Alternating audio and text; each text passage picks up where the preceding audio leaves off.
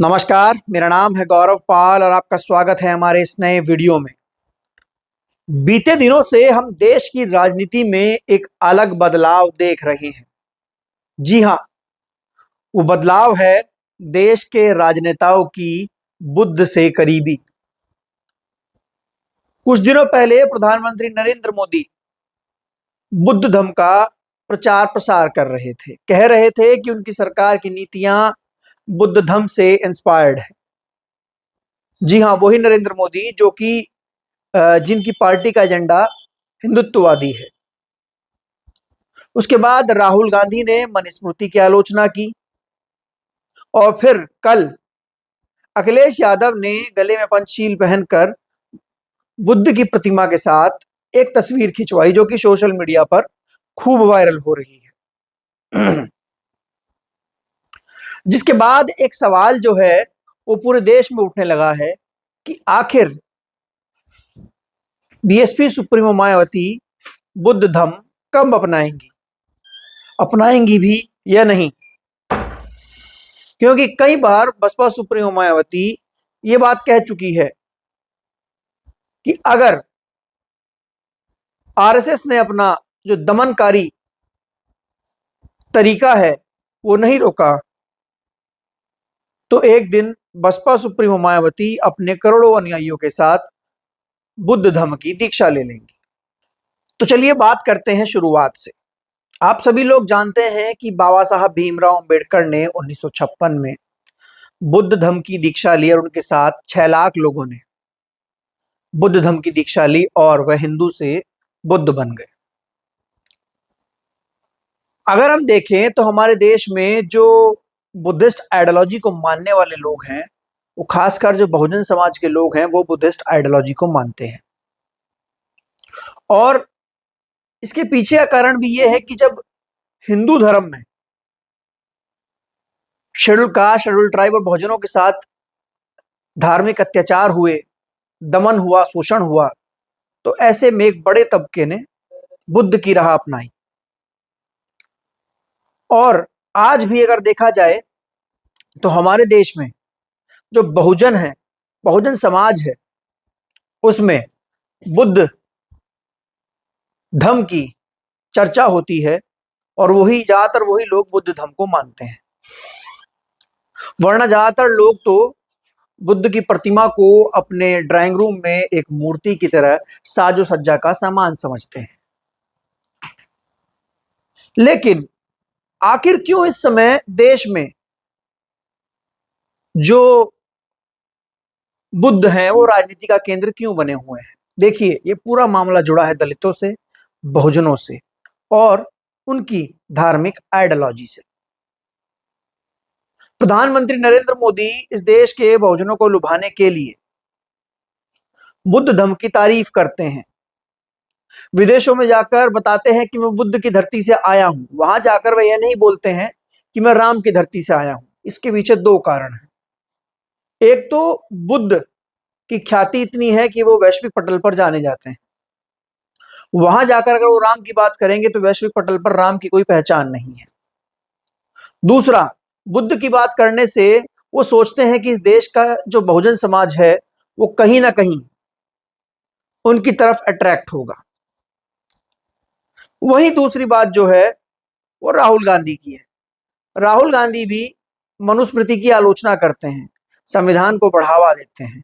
एक तरीके से यह भी समता, समानता और मानवतावादी समाज की ओर जाने की बात है। लेकिन क्या असल में राहुल गांधी संविधान को लेकर इतने सीरियस हैं?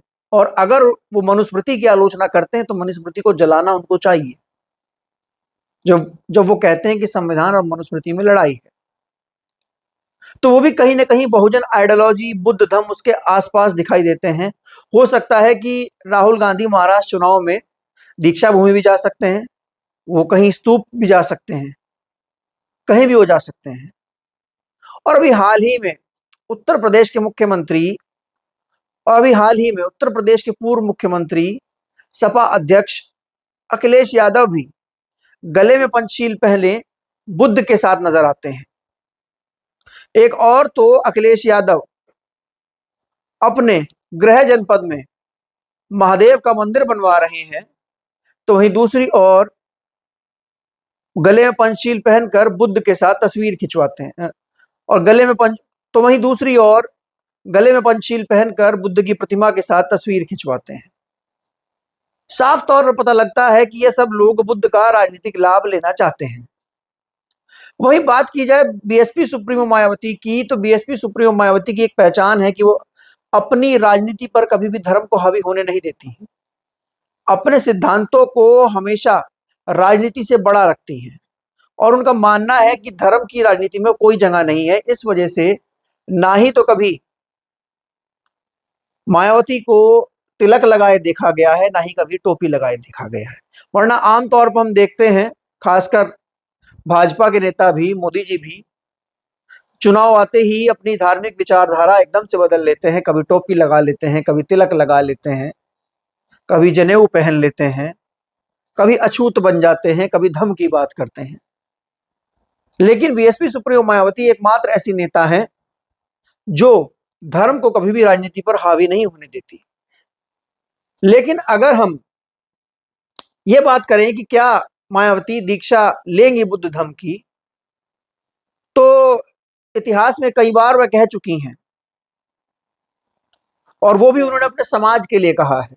आरएसएस और बीजेपी के लोगों को सुनाने के लिए कई बार कह चुकी हैं कि अगर इस देश के दलितों, पिछड़ों, आदिवासियों पर अत्याचार और दमन बंद नहीं हुआ तो मायावती अपने करोड़ों अनुयायियों के साथ बुद्ध धर्म की दीक्षा ले लेंगी। और ये बात मैं लिख कर कहता हूं कि अगर मायावती बुद्ध धर्म की दीक्षा लेती हैं तो इस देश में सबसे बड़ा मास कन्वर्जन वो होगा और लगभग करोड़ों की संख्या में लोग जो हैं वो बुद्ध धर्म अपनाएंगे। ये बात मैं लिख के कह सकता हूं। लेकिन मायावती जो है वो राजनीति में धर्म की वजह से लाभ लेना नहीं चाहती हैं।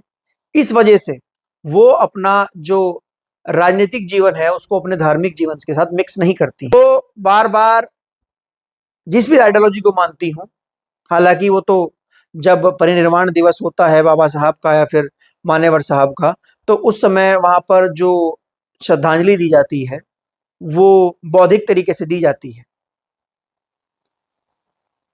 लेकिन वो कभी भी अपनी धार्मिक विचारधारा का प्रदर्शन नहीं करती। जैसे हम देखते हैं कि आजकल के नेता अपने काम से ज्यादा मंदिरों में आरती करते हुए, हवन करते हुए, कन्या पूजन करते हुए फोटो वीडियो अपलोड करते हैं। एक बड़े तबके को दिखाना चाहते हैं कि देखिए हम हिंदू धर्म को मानते हैं, हम सनातन धर्म को मानते हैं। तो वहीं दूसरे कुछ और नेता हैं, वो जब शपथ भी लेते हैं तो उसमें धार्मिक नारा लगाते हैं, तो वो दिखाना चाहते हैं अपने धर्म के लोगों को। लेकिन बीएसपी सुप्रीमो मायावती जो है वो कभी भी अपनी धार्मिक आइडियोलॉजी दिखाने की बात नहीं करती हैं। तो ऐसे में ये कहना कि वो बुद्ध धर्म की दीक्षा कब लेंगी ये उनका अपना निजी फैसला है, वो कभी भी ले सकती हैं। लेकिन जिस तरीके से हमने कभी मतलब बहुत कम पॉइंट्स पर देखा है कि हाँ वो बुद्ध अनुष्ठान जो है उसको उनको मानती है, लेकिन उसका कभी भी राजनीतिक फायदा नहीं लेती। तो यही पहचान है मायावती की कि मायावती कभी भी धर्म की राजनीति नहीं करती। लेकिन हाँ, उन्होंने कई बार कहा है कि इस देश में अगर दलितों, पिछड़ों पर, आदिवासियों पर अत्याचार नहीं रुका तो वह अपने करोड़ों अनुयायियों के साथ बुद्ध धर्म की दीक्षा ले लेंगी। ये उनका कहना है कि ये मतलब इसको एक तरीके से उनका एक ब्रह्मास्त्र मान लीजिए, जो कि वो अपने समाज और दलितों, पिछड़ों के ऊपर होते अत्याचार को रोकने के लिए करेंगी। आपको ये वीडियो कैसा लगा हमें लिखकर जरूर बताइएगा। वीडियो को लाइक कीजिएगा, चैनल को सब्सक्राइब कीजिएगा और बने रहिएगा हमारे साथ।